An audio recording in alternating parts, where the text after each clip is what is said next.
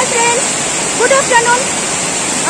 মই আজি ক'ত উপস্থিত আছোঁ আপোনালোকে মোৰ কেমেৰাৰ বেক চাইডে চাগে নিশ্চয় দেখিছে। এই জলপ্ৰপাতটো এটা বিশেষ জলপ্ৰপাত। এই জলপ্ৰপাতটো হৈছে ব্ৰহ্মপুৰ, বামুণী, মধ্য অংশদি বৈ যোৱা যিখন নৈ নদী, সেই নৈ নদীখনৰ প্ৰথম উৎস এই জুৰিয়ে সৃষ্টি কৰা জলপ্ৰপাত। এই জলপ্ৰপাতটো নিশ্চয় মোৰ কেমেৰাত দেখিছে।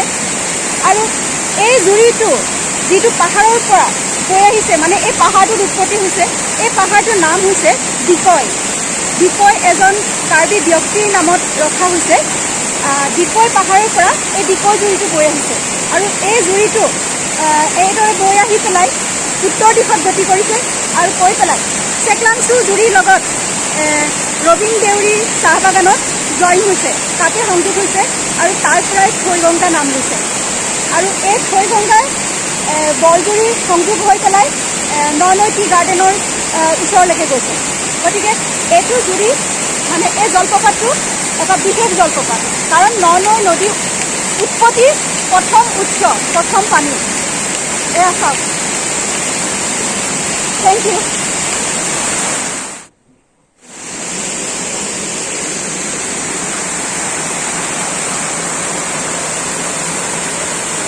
ব'লা।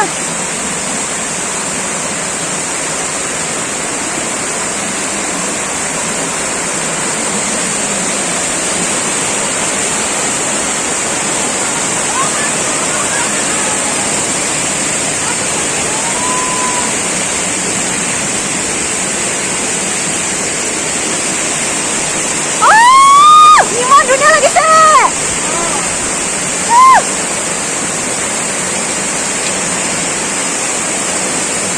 দীপিকা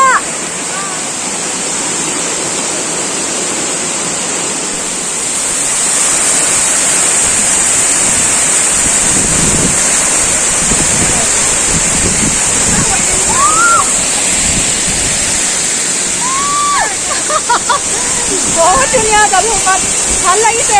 ডিকয় জলপ্ৰপাত, এয়া চাওক ডিকয় জলপ্ৰপাত।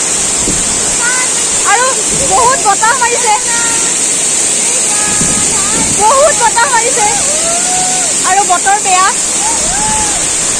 এই দিদি আহিছে আমাৰ লগত। দিদি এইফালে চাওক।